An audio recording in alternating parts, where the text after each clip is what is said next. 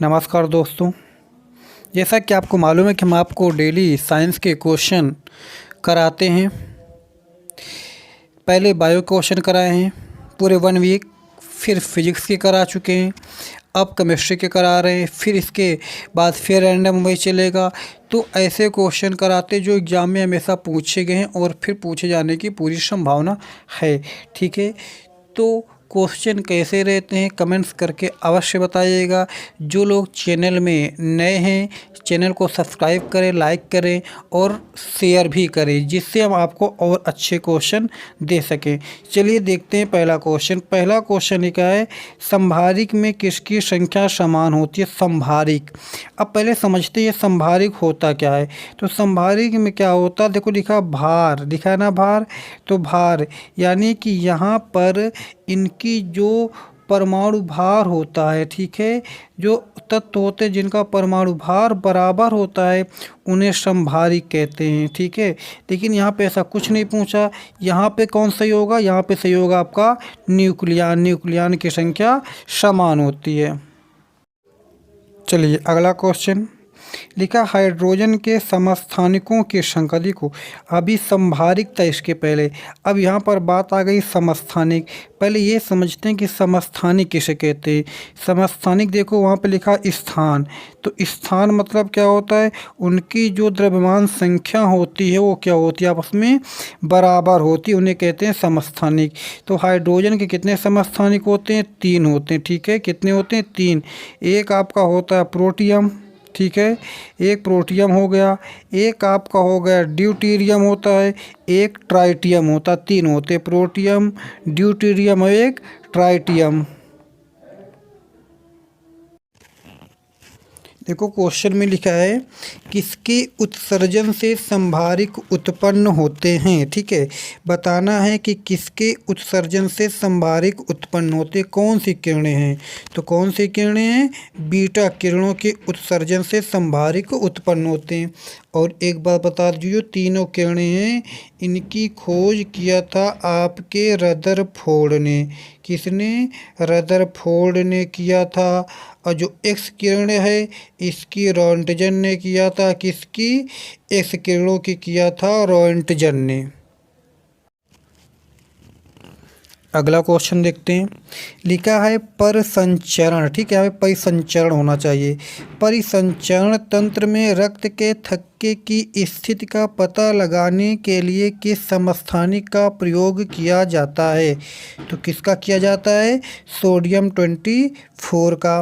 और देखो जो रक्त का थक्का नहीं जमता है ये विटामिन किसकी कमी से, विटामिन के की कमी से रक्त का थक्का नहीं बनता है। ठीक है, और जो रक्त परिसंचरण में टाइम लगता है पूरी बॉडी में एक बार, वो लगता है आपका 23 सेकंड।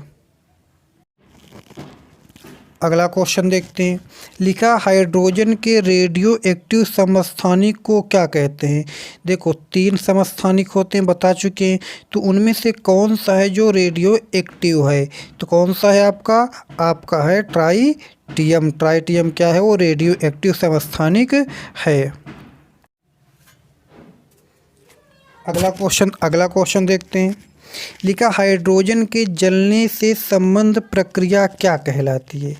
मतलब जब हाइड्रोजन जलता है तो उसके संबंधित जो प्रक्रिया होती है उसे क्या कहते हैं। तो क्या कहते हैं, उसे कहते हैं आपका ऑक्सीकरण कहते हैं। ठीक है, ऑक्सीडेशन जिसे इंग्लिश में बोलते हैं, क्या कहते हैं, ऑक्सीकरण कहते हैं। चलिए अगला क्वेश्चन देखते हैं। देखो यहाँ पर लिखा है लोहे पर जंग लगना किसका उदाहरण है। ठीक है, लोहे पर जो जंग लग जाता है वो किसका उदाहरण है। तो किसका है, वो ऑक्सीकरण का है, ऑक्सीडेशन का एग्जाम्पल है। ठीक है, एक क्वेश्चन और अक्सर रेलवे में पूछा जाता है कि लोहे में जंग लगने पर उसका भार पर क्या प्रभाव पड़ता है।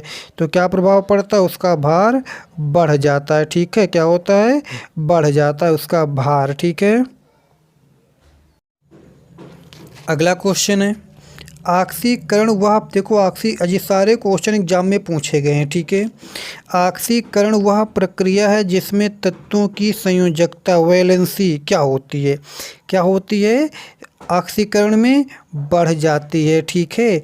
अगर पूछा जाए एक क्वेश्चन और अपचयन में क्या होती है, तो अपचयन में घट जाती है, लेकिन ऑक्सीकरण में बढ़ जाती है, ठीक है। चलिए देखते हैं अगला क्वेश्चन। क्वेश्चन में है इलेक्ट्रॉन त्यागने की प्रक्रिया क्या कहलाती है। चलिए बताइए क्या कहलाती है, तो कहलाती है ऑक्सीकरण, ठीक है, त्यागने की। और ग्रहण करने की ये होती है ग्रहण करने की, ठीक है। ग्रहण करने की क्या कहलाती है, वो कहलाती है अपचयन। अगला क्वेश्चन देखते हैं। लिखा अमोनियम क्लोराइड का जलीय विलयन कैसा होता है, ठीक है। अमोनियम क्लोराइड यानी कि NH4Cl का जलीय विलयन कैसा होता है, तो कैसा होता है वो बताइएंगे। चलिए बताते हैं कैसा होता है वो, क्षारीय होता है। किसका, इसी का आपका अमोनियम क्लोराइड का विलयन, ठीक है। चलिए अगला क्वेश्चन देखते हैं। क्वेश्चन लिखा है दूध का पीएच मान क्या होता है, ठीक है। बताना है कि दूध का पीएच मान कितना होता है, तो कितना होता है 6.6 होता है, और वो क्या होता है, अम्लीय होता है। एक बात समझ लो, अगर वो 7 से कम है तो अम्लीय है, 7 से अधिक है तो क्षारीय है, अगर 7 है तो उदासीन है, ठीक है। चलिए अगला क्वेश्चन देखते हैं। क्वेश्चन में लिखा है नीले लिटमस पेपर को लाल कर देता है, मतलब लाल कौन करता है, तो बताइए कौन करता है, करता है आपका अम्ल, ठीक है। अम्ल नीले लिटमस पेपर को लाल कर देता है। और जो क्षार होता है ये क्या करता है, ये लाल को नीला कर देता है, ठीक है। चलिए अगला क्वेश्चन देखते हैं। लिखा है अम्ल एवं क्षार के परीक्षण के लिए किसका प्रयोग किया जाता है, मतलब कैसे मालूम किया जाता है कि ये लिक्विड अम्ल है, ये लिक्विड क्षार है, तो कैसे मालूम किया जाता है, लिटमस पत्र का यूज करके, लिटमस पेपर का यूज करके। क्यों, क्योंकि अम्ल होगा तो नीले को लाल कर देगा, क्षार होगा तो लाल को नीला कर देगा, तो बात क्लियर हो जाएगी। अगला क्वेश्चन है पीएच मान का निर्धारण किसने किया था। पीएच मान, पीएच क्या होता है कि जो लिक्विड है जो भी है उसमें हाइड्रोजन के कितने मॉलिक्यूल्स हैं, ठीक है, हाइड्रोजन की कितनी पावर है, तो पीएच मान एक होता है, ठीक है, जिससे मापा जाता है कि इसका पीएच मान कितना है। तो उसका निर्धारण किसने किया था, तो किसने किया था, सोरेनसन ने किया था, ठीक है। और देखो जो लेवोसियर हैं ये रसायन विज्ञान के पिता हैं। प्रेस्ले क्या हैं, इन्होंने ऑक्सीजन की खोज की थी मिल करके एक और के साथ, सीले के साथ, ठीक है। और कैवेंडिश ने क्या किया था, इन्होंने हाइड्रोजन की खोज की थी, ठीक है। चलिए आज का लास्ट क्वेश्चन। लिखा हाइड्रोजन सभी अम्लों का एक आवश्यक अवयव है, ठीक है, यानी कि जितने भी अम्ल होंगे सब में हाइड्रोजन पाया जाएगा।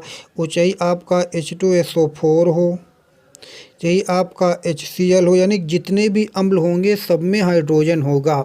या सर्वप्रथम किसने कहा था, तो किसने कहा था, डेवी ने कहा था। किसने, डेवी ने। क्वेश्चन कैसे थे कमेंट्स करके ज़रूर बताइएगा। धन्यवाद।